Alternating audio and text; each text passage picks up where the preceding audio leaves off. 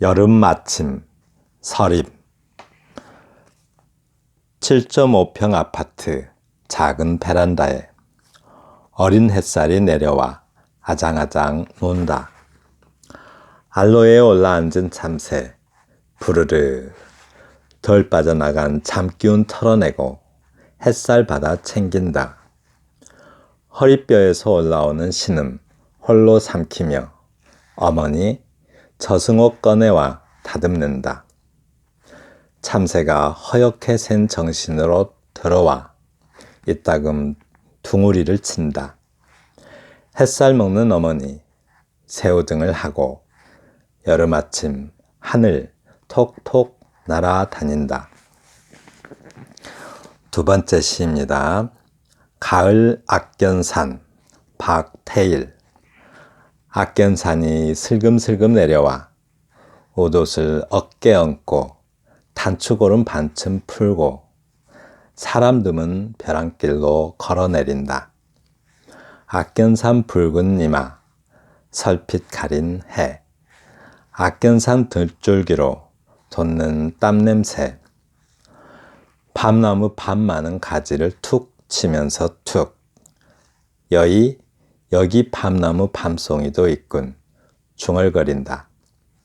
악견산은 어디 죄 저지른 아이처럼 소리 없이 논뚝 따라 나락더미 사이로 흘러 안들 가는 냇물 흘금흘금 돌아보며 악견산 노란 몸집이 기우뚱 한 번. 세 번째 시입니다. 적막하다는 말 정복여. 털이 있고 움직이죠. 네 개의 다리로 어슬렁 그러나 멀리 가진 못하죠. 허리는 뚱뚱한 불면 뼈로 굳은 연애의 흔적이 끌칼로 솟아 잠을 깎고 등은 낙타같이 막막하죠. 젖무덤은 희망을 몇 나 기른 적도 있어 제풀에 쭉을 울고 거기 휩쓸고 간 해안의 꼬리는 길고 길죠. 네, 이번 영상에서는 참신성과 시적 감동에 대해서 살펴봅니다. 네, 참신성, 시적 감동. 참신하면 대체로 시적 감동이 있다라고 평가를 합니다.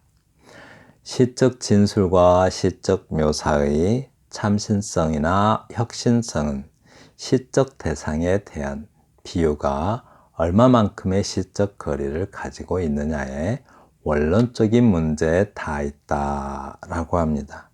그러니까 얼마만큼의 시적 거리를 가지고 있느냐, 이것이 어떤 진술이나 묘사에 그러니까 시적 대상에 대한 비유가 얼마만큼의 시적 거리를 가지고 있느냐 하는 것이 진술과 묘사의 참신성이나 혁신성을 좌우한다라고 합니다. 근데 우리가 흔히 쓰는 말들 중에 그 뜻을 좀 정확히 알 필요가 있어요. 네, 뜻을 정확히 알아야 되는데 우리가 참신성, 혁신성 거의 같은 말이죠. 네, 느낌이 상당히 다릅니다. 참신성은 한자로 쓰면 벨참자에 새로울 신자를 써요. 그러니까 기존의 어떤 나무들을 다 베어내고 새로 싹이 이렇게 돋잖아요. 그런 느낌의 새로움. 그러니까 새로 싹이 돋으면 왠지 그 산뜻한 느낌이 나죠. 산뜻하고 가벼운 느낌. 좀 새로 태어나는 느낌. 네, 그런 느낌이 있고요. 근데 혁신성은 혁이라는 게 가죽 혁자예요. 그래서 가죽 혁자에 새로울 신자를 씁니다. 그래서 가죽을 벗겨내듯이 그 모습을 완전히 바꾸는 것. 네, 이것이 혁신성입니다. 그래서 참신성은 왠지 좀 산뜻하고 발랄한 느낌이 나는데 혁신성은 좀 과격한 느낌이 나죠. 네, 이렇게 조금 다른 느낌이 있어요. 그래서 우리가 흔히 안다고 생각하고 있는 단어를 정확히 아는 것, 그 느낌까지 알아주는 것은 언어를 사용하는 문학을 하고자 하는 사람들에게는 아주 중요한 문제인 것 같아요. 참신성, 혁신성, 그 차이를 좀 느끼도록 하시고요. 네.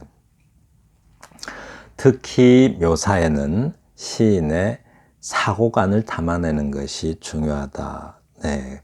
그냥 시인의 사고관이 담겨 있지 않은 묘사는 그냥 단순히 묘사에서 풍경 묘사 정도에서 끝나버리는데 시적 깊이가 없고 가벼운 느낌으로 끝날 수가 있죠. 그런데 그 묘사에 시인의 사고관을 담으면 시적 깊이를 확보할 수가 있습니다. 네, 그렇습니다. 자, 시 한번 볼까요? 여름 아침 서림 시인의 시고요. 7.5평 아파트 작은 베란다에, 네, 이 베란다 용어를 세 개를 좀 정확히 알아두세요. 이 베란다는 좀 잘못 쓰인 단어입니다. 그러니까 우리가 알고 있는 아파트 베란다는 다 발코니라고 해주세요. 발코니입니다. 베란다가 아니고 발코니고요.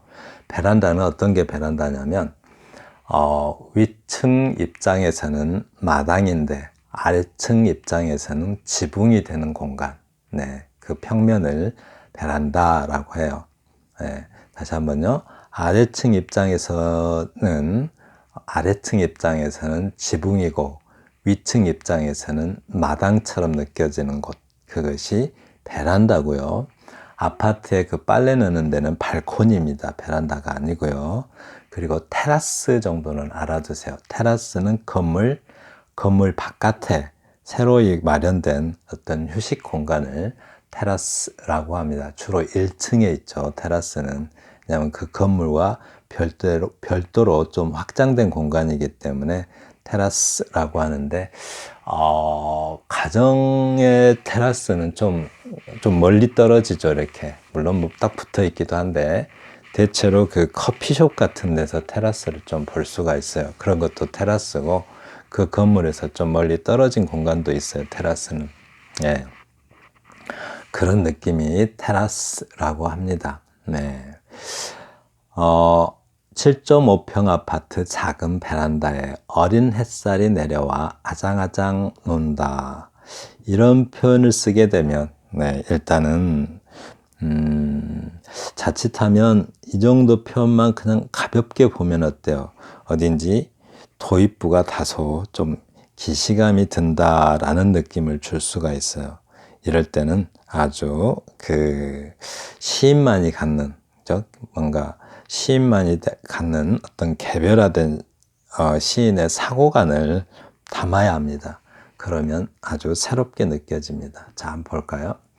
어린 햇살이 내려와 아장아장 논다.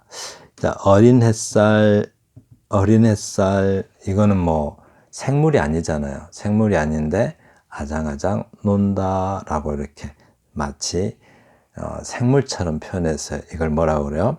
화류법이라고 해요. 그런데 여기서는 어때요?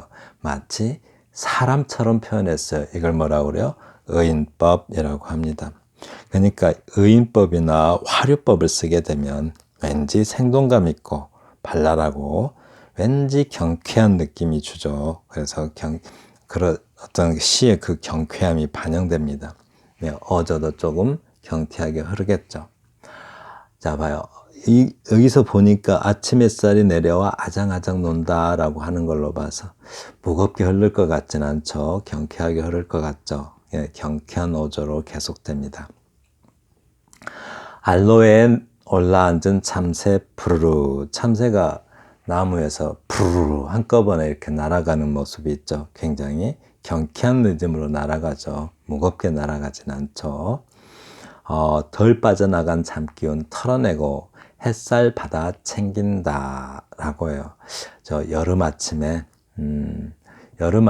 그런 저희 집은 옆에 산이 있어서 여름 아침에 참새 때문에 굉장히 괴롭습니다. 왜냐하면 아침에 해가 뜨자마자 주변에 막 날아와가지고 막 울어대는데 잠 다 깨죠. 네, 잠 늦잠 못 자요. 그래서 아침에 참새가 먹이 활동할 때 아주 소란스럽습니다.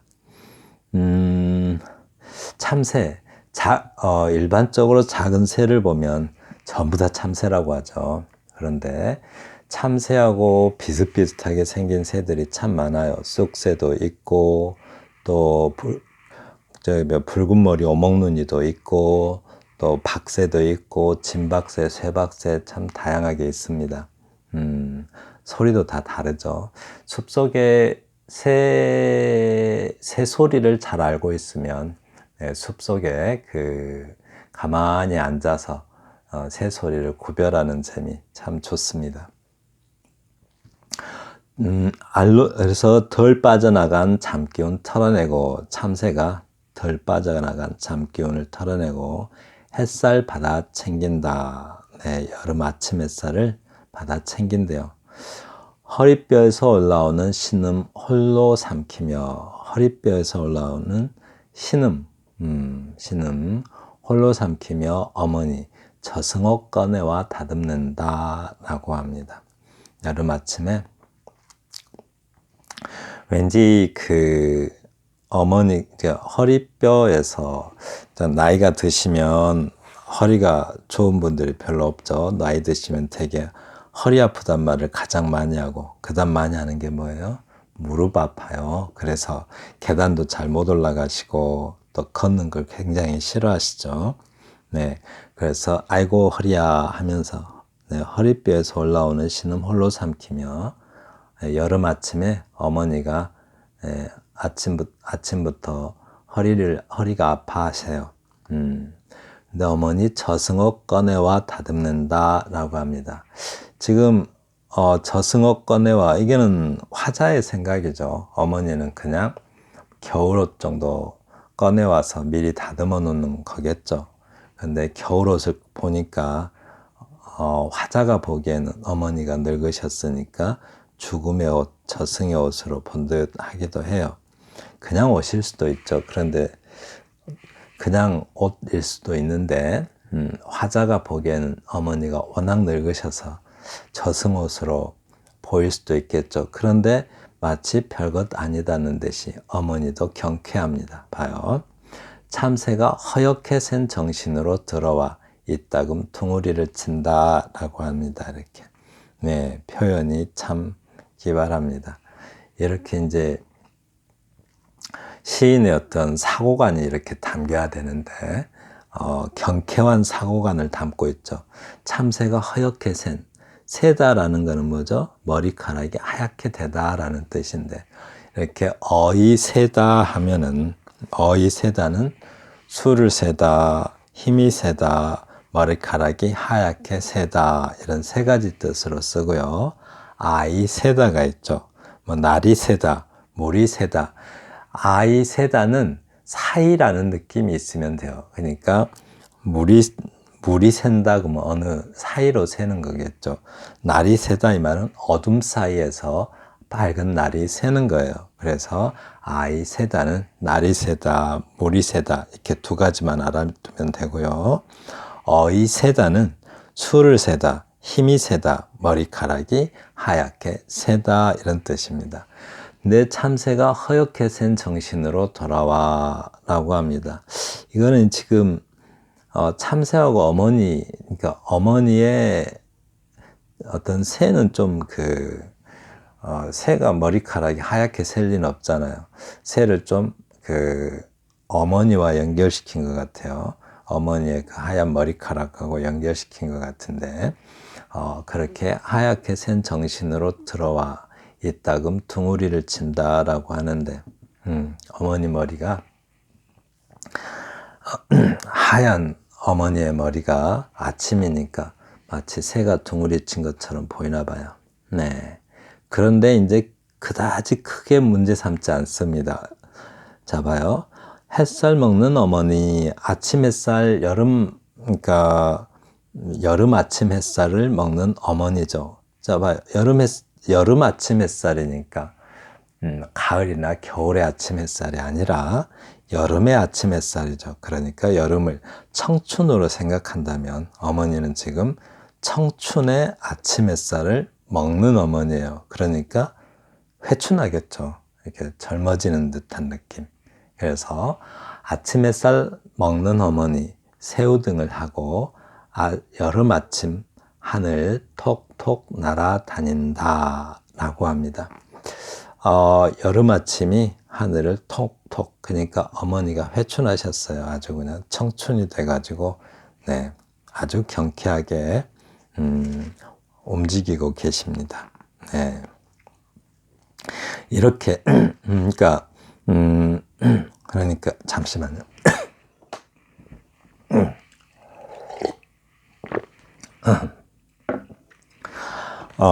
아침에는 목소리가 잘 나오는데 저녁에는 좀 잠기는 것 같아요.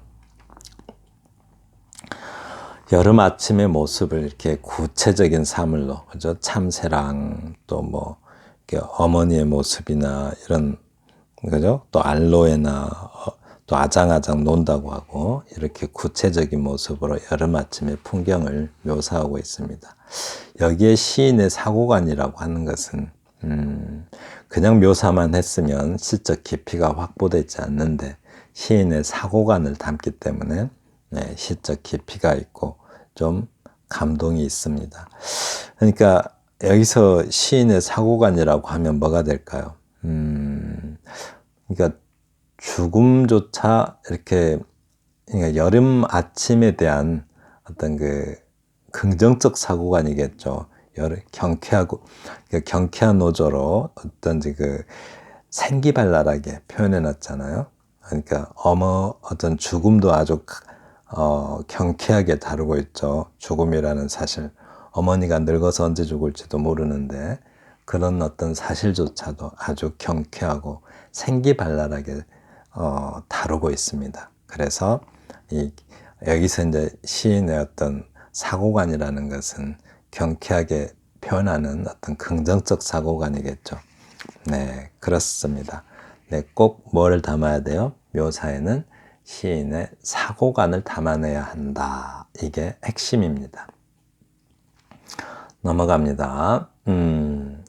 가을 악견산이라고 합니다. 네, 경상남도에 있는 산 이름이죠. 가을 악견산. 자, 위의 시는 굉장히 경쾌한 어조로 시적 대상에 대한 긍정적 사고관을 담아냈죠. 자, 가을 악견산. 여름은 청춘이니까 팔팔하죠. 근데 가을은 이제 노년에 가까웠어요. 노년이죠, 노년. 그러니까 이제 팔팔할 수는 없겠죠. 왠지 느리고, 좀, 긍정적으로 본다 하더라도 느리고 여유 있는 느낌이 들겠죠. 네, 그렇습니다. 악견산이 슬금슬금이래요. 이렇게 슬금슬금 내려온다. 가을의 풍경을 묘사하면서 아주 생기발랄하게 묘사하면 가을 느낌이 뚝 떨어지겠죠. 네, 여름이나 봄도 아니고 가을을 묘사하는데 우리는 그 집단 무의식이라고 해요. 칼 융이 말하는 집단 무의식. 그러니까 어느 집단 속에 들어가면 무의식적으로 공감할 수 있는 어떤 사고관이 있어요. 그런데 가을에 대해서 느끼는 것들은, 그러니까 사람들이 거의 대부분 사람인 한은, 이 지구상에서 살아가는 인간인 한은 가을에 대해서 느끼는 느낌은 약간의 노년층, 그리고 느린 느낌, 또 여유로운 느낌, 쓸쓸한 느낌, 스산한 느낌, 이런 것들을 가지고 있겠죠. 그래서 거기서 너무 벗어나 버리면 좀 뭐라 그래요? 그 자위적이다, 이런 평가를 듣기가 쉽습니다. 너무 이렇게 집단 무의식적인 어떤 사고관에서 너무 벗어나 버리면 자의적이다라고 평가가 될 수가 있어요. 그래서 너무 벗어나지 않는 게 좋습니다. 가을 악견산이 슬금슬금 내려온다 라고 합니다. 이게 무슨 말일까요? 가을이 단풍이 드는데 저기 꼭대기서부터 천천히 단풍이 내려오고 있는 거죠. 네, 슬금슬금 내려온대요. 웃옷을 어깨 얹고 단추고름 반쯤 풀고. 단추고름, 이제 옛날에는 그냥 고름인데 이건 그냥 단추죠. 옛날에는 고름이라고 해서 끈으로 앞을 이렇게 옷깃을 여몄죠. 그런데 나중에 이제 단추가 생겨서 옷걸음이 없어지고, 또 지금은 단추도 아닌 지퍼를 많이 사용하죠. 네, 앞 트임을 이렇게 닫잖아요. 옛날에는 고름으로 했는데 단추 고름이라는 건 없고 그냥 단추인데, 네, 아주 좀 고전적인 느낌을 주기 위해서 고름이라는 말을 넣어준 것 같아요. 네, 단추 고름 반쯤 풀고. 사람 드문 벼랑길로 걸어 내린다 라고 합니다. 네, 여기서도 이제 그 걸어 내린대요. 뭐가요? 악견산의 그 풍경이, 단풍이, 네, 사람 드문 벼랑길로 걸어 내린다고요. 여기서도 의인법이 사용됐는데, 일상적으로 이렇게 느리게 표현한 것은 아무래도 이제 우리의 일상이 너무 속도가 빠르잖아요. 그 빠른 속도에서 벗어나 어떤 약간 그 가을 풍경에서, 가을 풍경을 보면서 우리의 정서는 약간 시간이 멈춘 듯, 약간 시간이 멈춘 듯 어떤 그 느림을, 어떤 느림이 있죠. 느림. 네, 그런 느림을 미학적으로 표현하는데 이 단풍의 어떤 그 의인법을 이렇게 사용하고 있습니다. 사람처럼, 그죠? 슬금슬금, 이거는 느리게 표현하고 있죠. 이렇게 의인법을 썼는데도 아주 느리게 표현하고 있어요. 벼랑길로 걸어내린대요. 이렇게. 악견산 붉은 이마 설빛 가린 해. 설빛 가린 해. 악견산 등줄기로 돋는 땀 냄새. 밤나무 많은 가지를 툭 치면서 툭. 어이, 여기 밤나무 밤송이도 있군 하고 중얼거린다 라고 합니다. 네, 그러니까 가을 악견산을 표현하고 있는데 그 가을 악견산의 풍경을 아주 느린 어조로 묘사하고 있어요. 그러니까 여기서는 금방 나오죠. 어떤 이 묘사에 담고 있는 어떤 시인의 사고가는 뭐예요? 어떤 그 느림에 대한, 그죠? 그 여유와 느림에 대한 어떤 미학적 사고관을 담고 있습니다. 네, 바로 이렇게 가을 단풍이 아래로 내려오는 속도, 그 속도를 아주 느리게 표현해서, 그러니까 일반적 사고관은 아니죠. 이렇게 아주 새로운 느낌을 주는 거죠. 네, 그렇습니다. 악견산 등줄기로 돋는 땀 냄새. 여기도 의인법이 있죠. 이렇게 밤나무 많은 가지를 툭 치면서 어이, 여기 밤나무 밤송이도 있군 중얼거린다. 이게 빨리 내려오는 게 아니라 밤나무 밤송이가 있는지 또 이렇게 이런 것까지 다 살피면서 내려와요. 악견산은 어디 죄 저지른 아이처럼 소리 없이, 네, 단풍이 이렇게 아무 소리도 없이 논뚝 따라 나락더미 사이로, 저 밤나무 밤송이도 살펴보고 또 논뚝 따라서 나락더미 사이도 흘러들어보고, 안들, 즉 안악내들이라고 그래요. 안악내들 가는 냇물도 흘금흘금 돌아보면서 참 여유롭죠. 예, 빨리 밑으로 휙 내려오는 게 아니라 여유롭게 이것저것 다 살피면서 느릿느릿 산책을 하듯이 이렇게 내려옵니다. 악견산 노란 몸집이 기우뚱 한번, 또 기우뚱하기까지도 해요. 네, 그렇습니다. 자, 여기서는 어떤 사고관, 즉 묘사에 굉장히 느린 어조로 묘사를 하는데, 묘사에는 뭐를 담는 게 중요해요? 시인의 사고관을 담는 게 중요합니다. 여기서는 가을, 그러니까 그 가을 악견산이 그러니까 단풍 돌고 있는 가을 악견산의 풍경을 그리는데 굉장히 느림의 미학, 네, 그 미학이라는 사고관을 담아내고 있죠. 네, 그렇습니다. 다음 시 보겠습니다. 정막이라는 말, 정막하다라는 말, 정막하다. 이 제목을 먼저 좀 음미를 하고 읽으시면 좋습니다. 정막하다라는 말, 제목 자체가 추상적 대상이죠. 그러니까 관념이죠, 관념. 추상하면 모양을 뽑아버린 상이니까 모양이 없어요, 모양이. 관념이라는 말과 거의 같은 말이죠. 굳이 구별하려면 구별할 수도 있으셔야 돼요.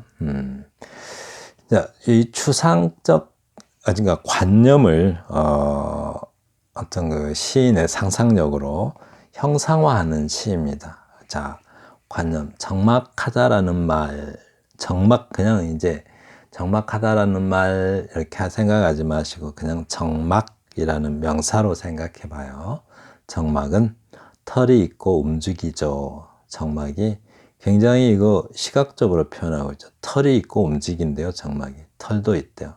근데 이제, 정막이라는 것을, 형상화해 가는 과정이에요, 이렇게.